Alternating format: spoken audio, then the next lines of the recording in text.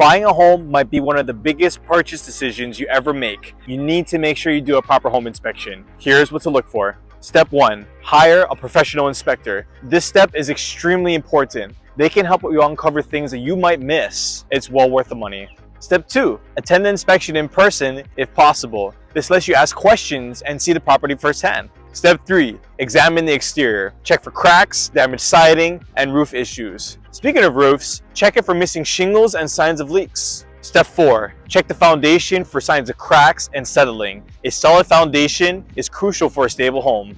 Step 5. Check windows and doors for proper sealing. They should open and close smoothly. Step 6. Evaluate the plumbing. Check for leaks and test faucets and toilets. Water damage can be costly. Step 7. Look for signs of pests, termites, rodents, insects. They can cause some serious damage. Step 8. Review documentation on repairs and renovation. It can give you some insight on the home's history. Lastly, ask questions. Your inspector is there to help. Make sure you stay informed so you buy the right home. I hope you found this video helpful. If so, like and subscribe for more home buying tips. I'll see you next time.